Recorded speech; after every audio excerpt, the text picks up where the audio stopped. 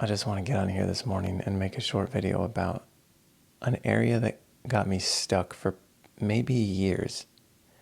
And now that I see it more clearly and have a little more experience, I just hope that me sharing it can help somebody not get stuck where I got stuck. And it's in the realm of spiritual bypassing, but it's not entirely.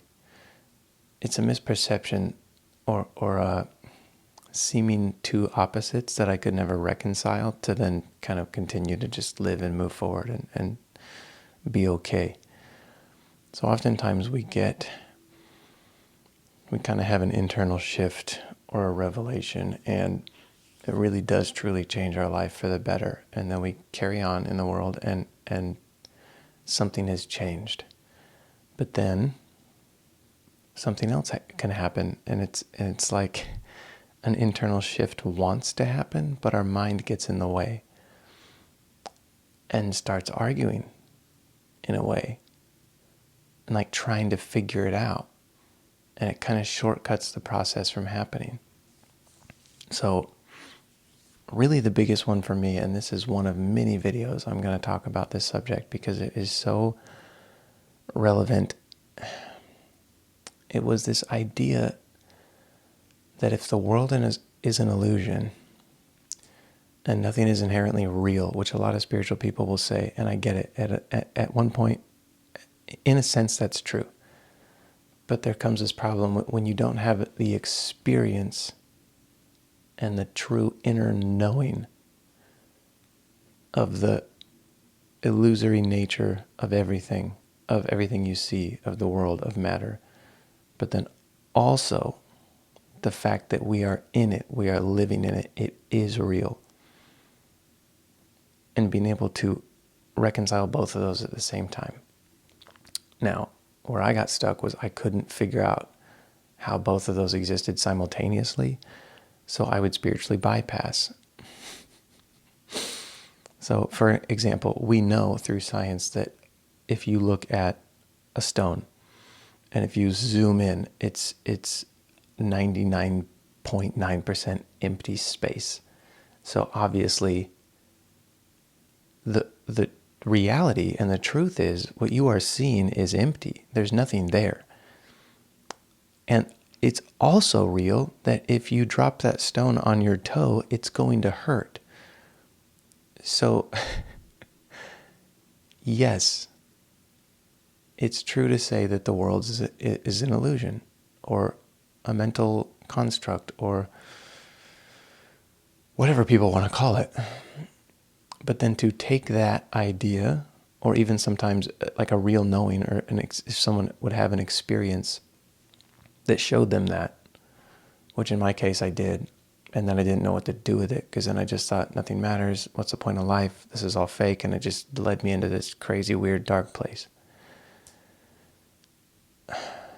So now I'm learning to balance both. And so this is where spiritual bypassing came in. I thought, well, my thoughts aren't real, so they don't matter. So I don't need to look at them. I don't need to focus on them. And honestly, that's true. But if you take it all the way into everything's an illusion, nothing matters, nothing's real, then it's really easy to, when someone offends you or you get triggered or stuff comes up, real feelings come up, to tell yourself, this is an illusion, it doesn't matter. And then when your identity dissolves, it's easy to say there is no me, so there's no me to work on, there's no I. And it's true, but it's half of the story. The other half is, you are here. You are really having feelings, and you are really being triggered. Now, the you, the personality, the feelings, they are, in essence, an illusion, and empty. In the absolute sense. But in the relative sense, they're not. They're completely real.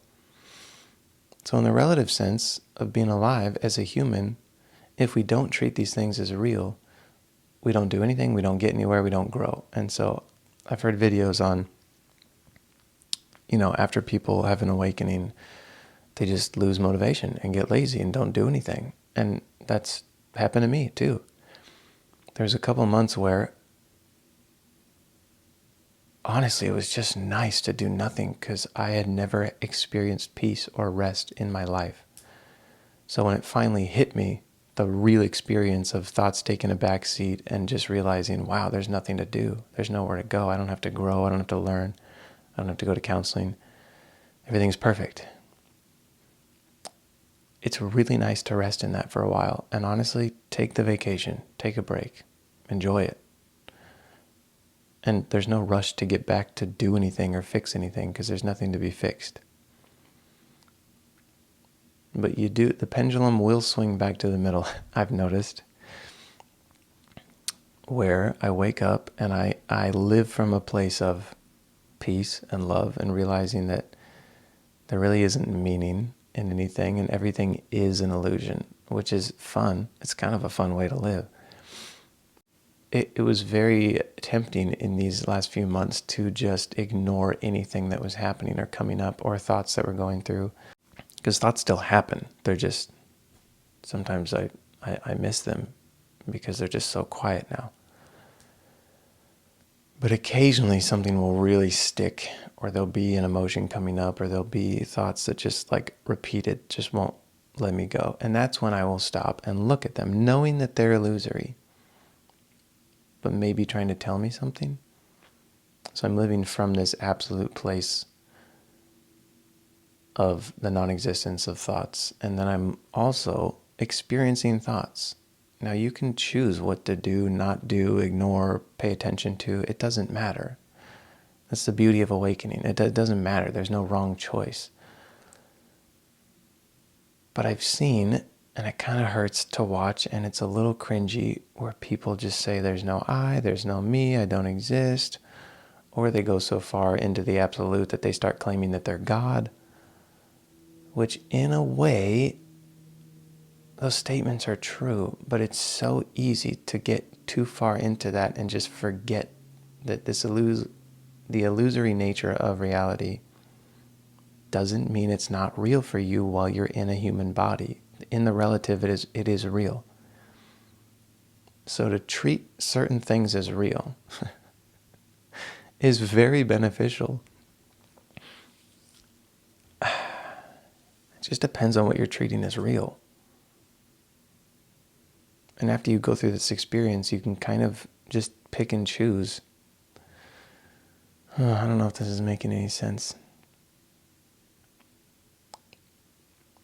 There is an unreality in nature at the absolute level, and there is a reality in nature at the relative level.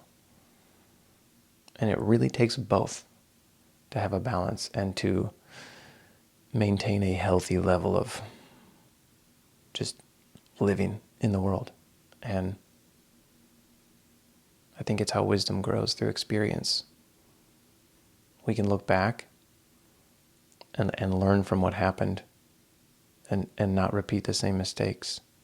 Now, if we look back and say, oh, that never happened, the past isn't real, it's illusory, which is true, we can easily just ignore it and bypass it and not learn and not grow and just kind of maintain this same level of existence while knowing the absolute truth but doing nothing in the relative. And I'm not saying that's wrong. And you can live however you want. It doesn't matter.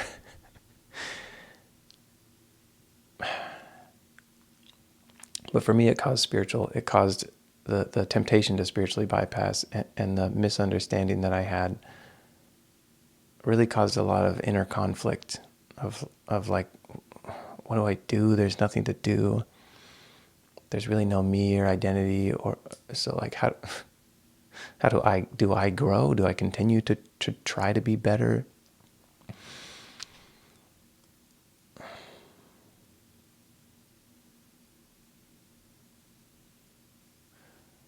So really, when you disidentify with thoughts, I think most people, I don't know I went through this process where it was hard to reconcile what to do and what is real.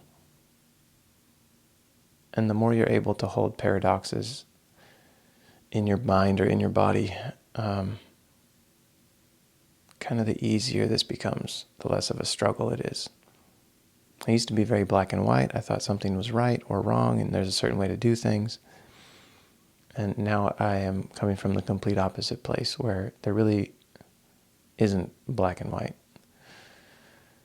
And it's seemingly two opposites are always true, because we live in a dualistic world, so we have both sides of everything. So to ignore one side, it just makes you half wise, or gives you half truth. So being able to hold a paradox brings a more well-rounded life, whether it's illusory or not. I think that's my point. I'll stop there. Beware of going too far into the absolute truth. It happens, it's nice, you can rest there, but then eventually you'll probably swing back to the relative and realize, oh, I can work on myself if I want to. I don't have to. Like, there's freedom to do whatever, but it's nice to see and hold both at the same time. And then depending on who you're talking to, some people have no idea or experience of the absolute, and so talking to them about it is just going to confuse them or make them think you're crazy, and that's not helpful.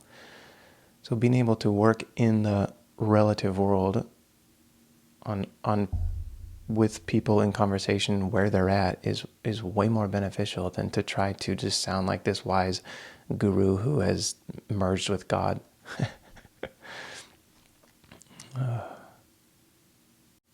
Yeah, those are my morning thoughts for today. Maybe you got something from that, maybe not. Thanks for watching.